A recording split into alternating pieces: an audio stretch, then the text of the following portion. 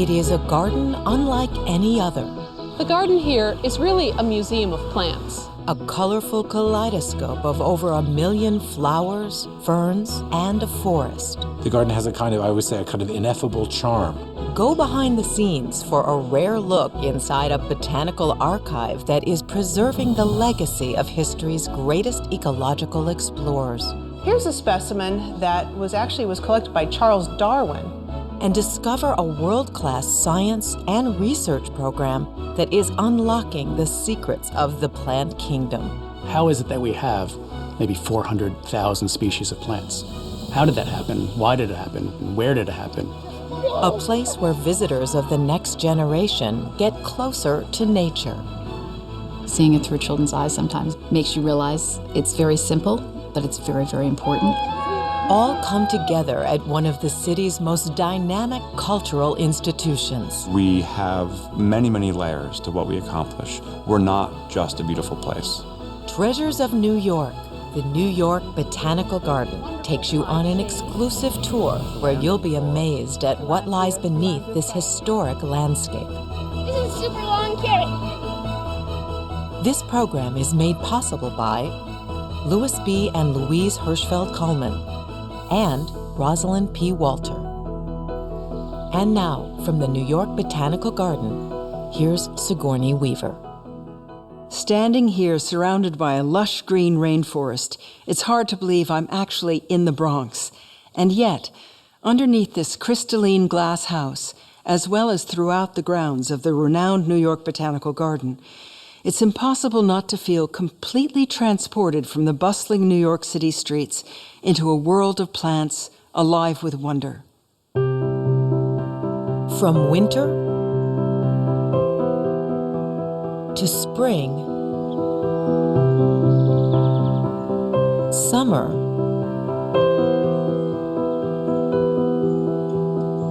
and fall, there is always something glorious and new to experience at the New York Botanical Garden.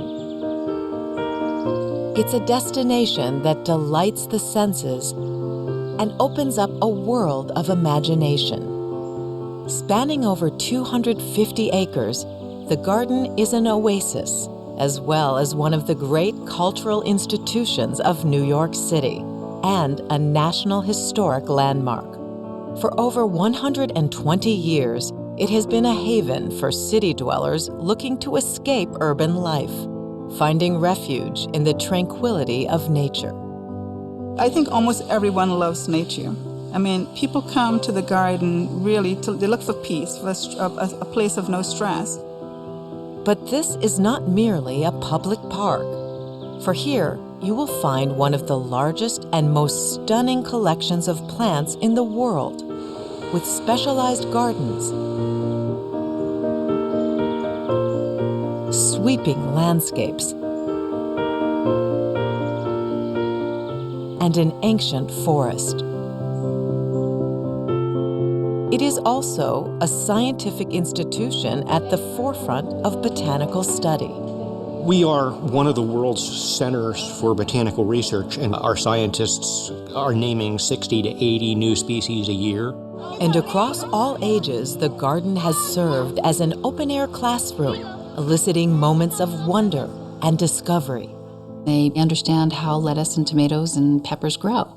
And it's really incredible to understand what your natural world gives you. Educating and inspiring the public about the natural world has been the garden's mission since its founding. You have the public function, which is to provide a beautiful place for people to come and enjoy themselves and learn about plants.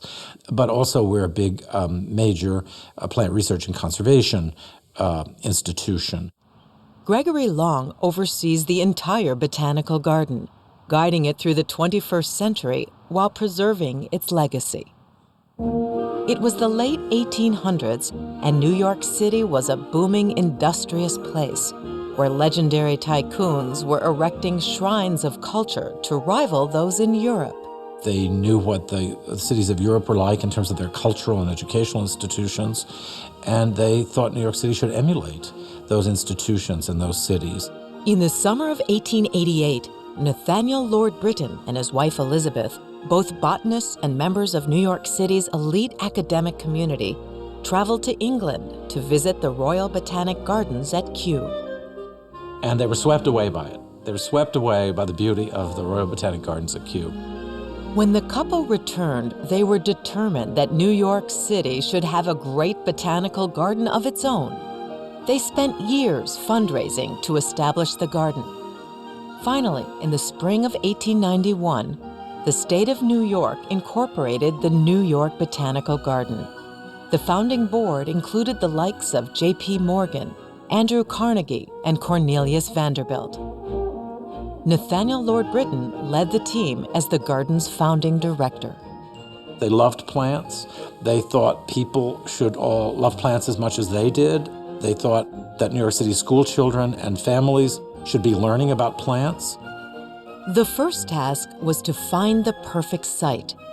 The search brought the founders to the northern portion of Bronx Park, and according to the garden's chief horticulturalist, it was this ancient forest which caught their attention.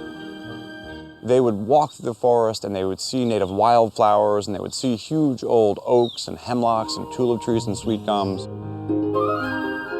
And they would have been like kids in a candy store. The forest was bisected by the Bronx River and surrounded by fertile fields and orchards. For these naturalists, it was paradise.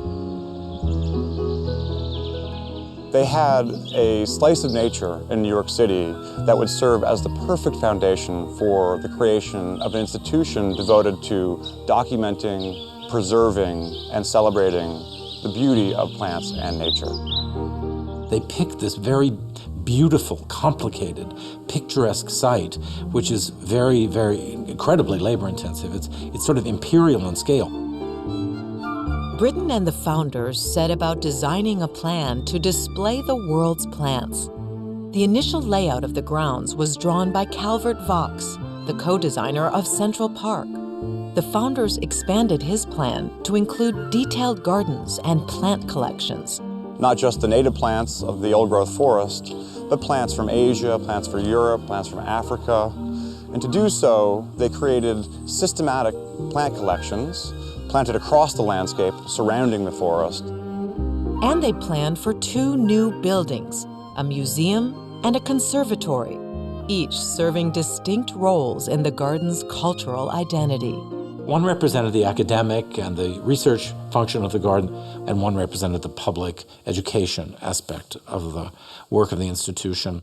First to go up was the museum building, a neo-Renaissance structure to house the garden's laboratories, as well as its collection of books and dried plants. 24 tulip trees were planted along the museum's entranceway, which have grown into signatures of the garden. Today, it is known as the Library Building and contains over 1 million botanical artifacts and books. We like to call ourselves the largest botanical and horticultural library in the world under one roof. Next came the Glass Conservatory, designed by Lord & Burnham, America's leading glasshouse design firm at the time. Its cast iron and steel frame holds 17,000 custom-made panes of glass, each only about 1/8 of an inch thick. Completed in 1902, this temperature-controlled glass house enabled horticulturalists to grow and observe exotic species in their natural habitats. You couldn't travel to South America so easily as you could do these days. And if you're studying any kind of plant material, you needed a place to really bring it and store it and learn about it. But also, you can showcase all these plants so the public could come here and learn all about them. Today, the Crystal Palace encompasses an entire acre under glass, with 11 galleries representing 5 distinct climate zones. The conservatory is my baby. Francisca Coelho is the caretaker for the majestic conservatory and all 13,000 plants that live within. I have plants that I have grown from seed, that I have seen them to maturity. Coelho welcomes visitors to come see the world, from arid deserts to tropical rainforests. This is a little Tillandsia cyanea. The flower is almost finished, but it's really, really pretty blue flower. So can you imagine collecting this plant and seeing it bloom for the first time? How fascinating that must be for somebody. It's a Brazilian palm with these very long, long leaves. They get to be about 20 feet tall. It's Attalea. Many people who never get to travel. But you can travel in the Botanical Garden, in the Conservatory, and feel like you're anywhere in the tropics and get that feeling and understanding of why plants are so important. This plant is called Ceratostema rowii. It actually looks like, I always think of human hair when I look at it. It's really so pretty.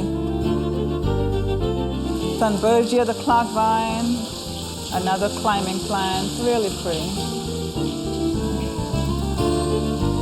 So these are epiphytic ferns that grow up on trees in the tropics. Many of them are from tropical Africa, Madagascar, that region. These are living stones that live among rocks in a South African desert, so they grow very arid and a little bit of a challenge to grow. It's two leaves together as the plant grows. So basically, if you look down at it, you will see that there's these two little fat leaves that are colored, and you can tell the species apart by the colorations of each leaf. And then in the middle of them, the flower comes out.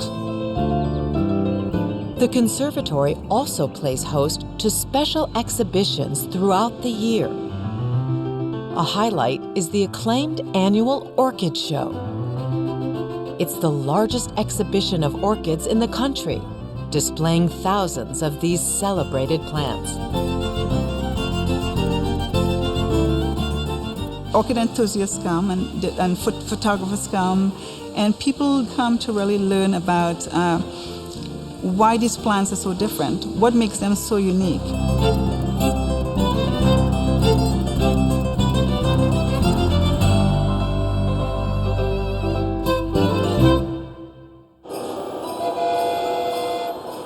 Another popular attraction in the Conservatory is the annual train show, which has delighted visitors during the winter holiday season for over 20 years.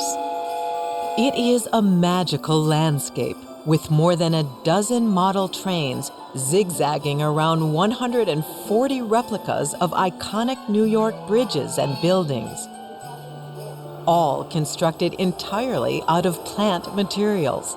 We started this with only a few buildings of important New York landmarks, and over more than 20 years, it's grown into its own universe.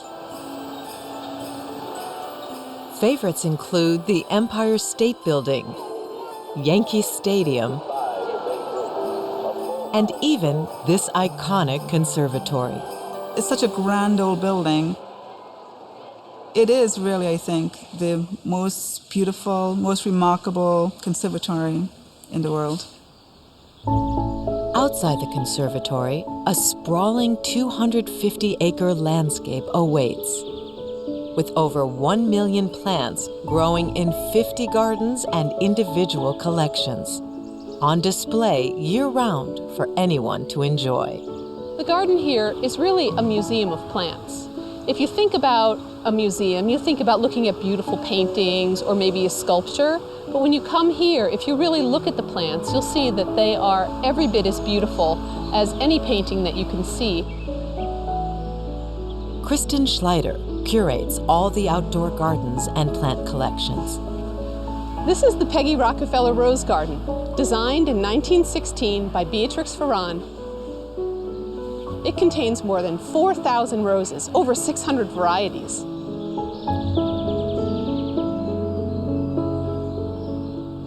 As you can see, the garden is laid out in a triangular shape. There are 83 triangular beds and 3 main aisles that lead all to a beautiful center gazebo that Beatrix Farran herself designed.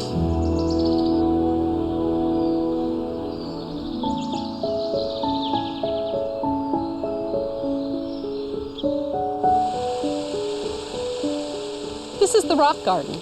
It's one of the oldest gardens here at the New York Botanical Garden.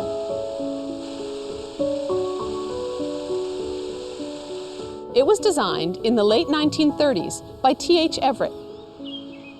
Many people think of a rock garden as simply plants that grow in very high alpine sites, but he defined it as a garden that is filled with any plants that look great with rocks. Up at the top of mountains, as the snow and the glaciers melt, you have all this water that sort of runs down and seeps into really rocky soil.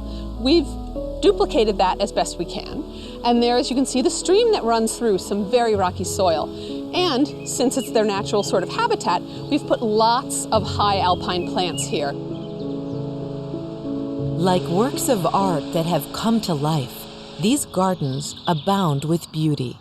And on a hillside in spring, one particular garden shows its true colors. We're in the azalea garden. We have over 3,000 azalea and rhododendron, which are so beautiful in early May. But that's only the beginning of the azalea garden. What I think makes this place so special is the fabulous collection of other trees and shrubs that run throughout its 11 acres. The most recent addition to the landscape is the native plant garden, with a 230-foot-long water feature at its center. This modern garden was built with sustainability in mind. In the native plant garden, we worked really hard to put the right plant in the right place, to match the growing conditions that plants prefer with the site. That's one of the ways we made this garden sustainable. If you have the right plant in the right place, you don't have to fight it, you don't have to overwater it, and you don't have to replace it 1,000 times either. We have birds here nesting and eating the seeds. We have butterflies. It's really just been so wonderful to see all of the nature come to the garden. The garden is constantly changing through the cycle of the seasons and growing in new ways every day.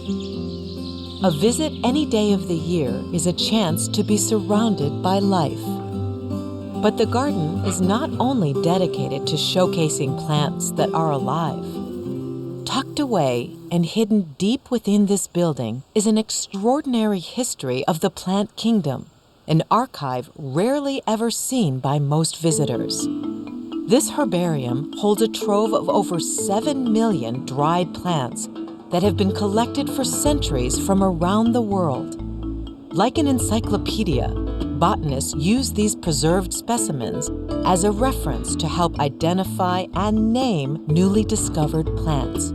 This is the largest herbarium in the Western Hemisphere, and it is managed by Barbara Tears.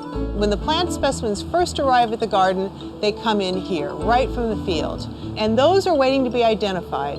Sometimes it takes a few months for specimens to be identified. Sometimes it takes 50 years. It depends on whether or not that plant group has a specialist. All of these plants are already identified, and they're just waiting their turn to go up to the mounting room, where they'll be glued to paper and then eventually filed in the herbarium. The collection represents a centuries-old practice of drawing newly discovered plants, gluing them to paper, and recording them in an archive. The mounting room staff can go through 5 gallons of glue every week. The specimens offer a unique look into the past. Here's a specimen that was collected by Charles Darwin. And in this case, the specimen is actually not even a flowering plant. It's a tiny moss that he collected on the voyage of the Beagle. Here's one that's even older. Here's a specimen from the Captain Cook voyage, which went around the Cape of Good Hope and Cape Horn in the 1700s.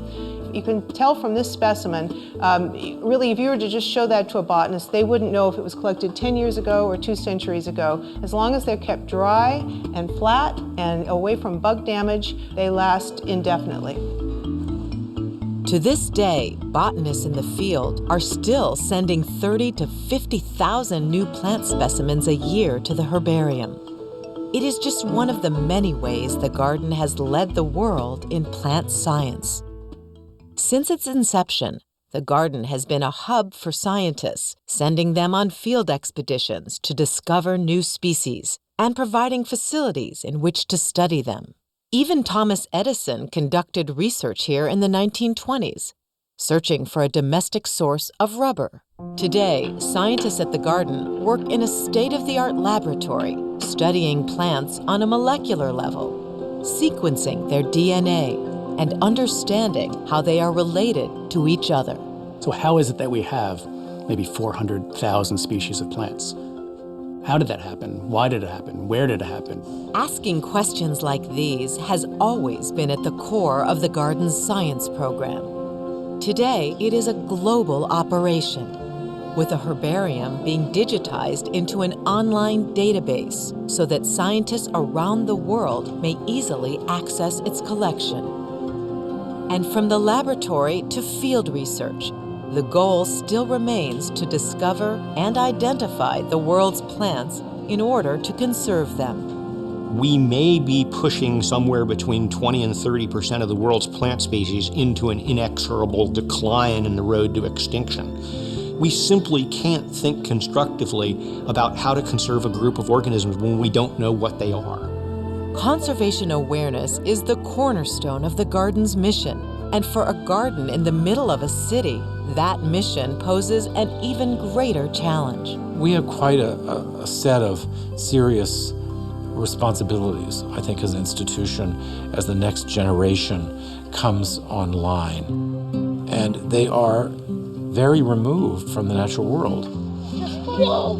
To reconnect the next generation with nature, the Children's Gardening Program gives school children the chance to tend their own plots and learn about the life cycle of plants. Alyssa, you have a trowel, and so you're going to hook your trowel. And Max, will you hook? They're just finding these things for the first time. It never gets old watching a kid pull a, tug on the leaves of a carrot and come up with the root. This is a super long carrot. By planting, picking, and preparing, children discover the joys of eating food they've grown themselves. There were some school children, and they were all picking vegetables and making a salad. And this one little girl said, oh, this is the Kenesha salad. And I said, oh, well, why is it called that? She said, well, that's my name, and I grew the vegetables. I pick it, and I bring it home, and that's what my mom calls the salad when I bring it home. And that just, I just thought that was just fabulous. I just think seeing it through children's eyes sometimes is really makes you realize it's very simple, but it's very, very important. And for children growing up in an urban environment, getting their hands in the dirt provides valuable lessons about conservation. People are kind of waking up to, where does this food come from? Who grew this? Is it healthy? How could I grow it? Can you do this with your own hands? Does it taste better? Urban children are asking those questions. And for visitors of all ages, the garden fosters a deeper connection to nature.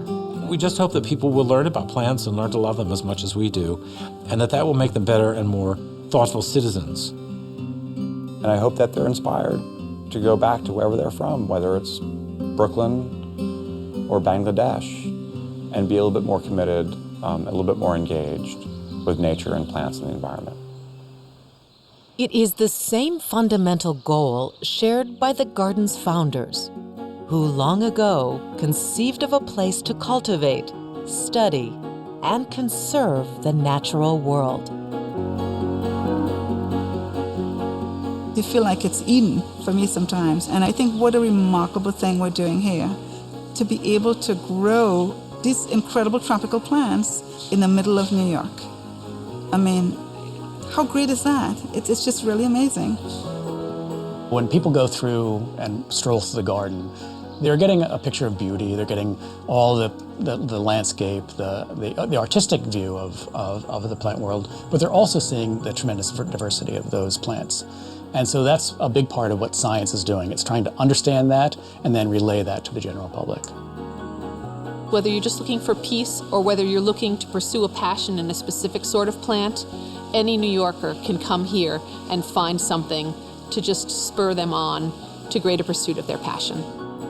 That passion for plants is what has grown this garden into one of the city's premier cultural institutions, where anyone can come and enjoy, and now this is how I do it. learn, and explore the unlimited beauty of nature.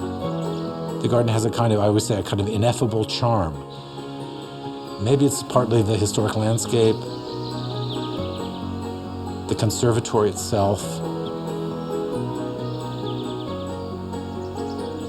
the set of gardens, something will sweep you away. It's really like no other place.